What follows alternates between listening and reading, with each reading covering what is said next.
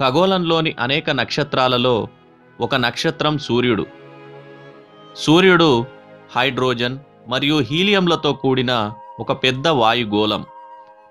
సూర్యుని గురుత్వాకర్షణ శక్తి కారణంగా సౌర కుటుంబంలోని భూమి, అంగారకుడు మొదలైన గ్రహాలు సూర్యుని చుట్టూ నిర్దిష్ట కక్షలలో తిరుగుతున్నాయి.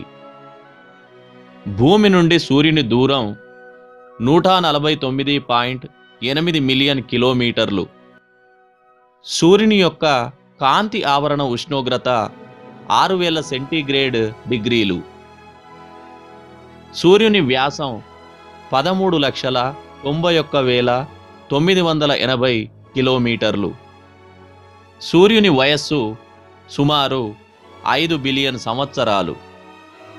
సూర్యకిరణాల ప్రయాణ వేగం ఒక సెకనుకి 3 లక్షల కిలోమీటర్లు. సూర్యకిరణాలు భూమిని చేరడానికి పట్టే కాలం సుమారు 8 నిమిషాలు.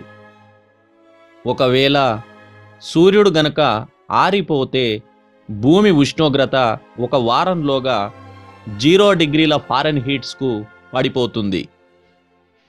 కొన్ని సంవత్సరాలలో -100 డిగ్రీల ఫారెన్హీట్స్కు, అలా కొన్ని మిలియన్ సంవత్సరాల తర్వాత భూమి ఉష్ణోగ్రత -400 డిగ్రీల ఫారెన్హీట్స్ వద్ద స్థిరపడిపోతుంది.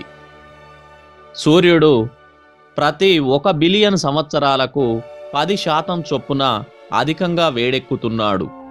అంటే 1 బిలియన్ సంవత్సరాల తర్వాత భూమిపైన ఒక్క చుక్క నీరు కూడా ఉండకపోవచ్చు.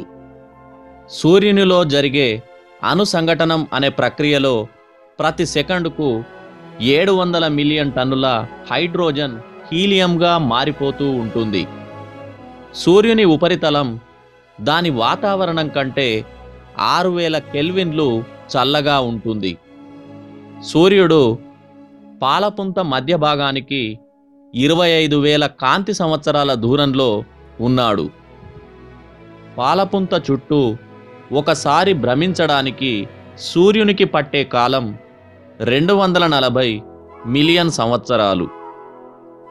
సూర్యుడు వాయువుల సమాహారం అయినందున దాని ఉపరితల భాగాలు పలు విధాలుగా భ్రమిస్తూ ఉంటాయి.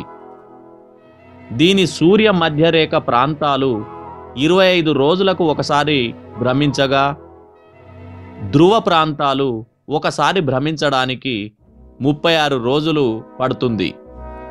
సూర్యుడు మధ్య వయస్కుడైన నక్షత్రం. ఖగోళ శాస్త్రవేత్తల అంచనాల ప్రకారం ఇది 4.59 బిలియన్ సంవత్సరాల క్రితం ఆవిర్భవించింది.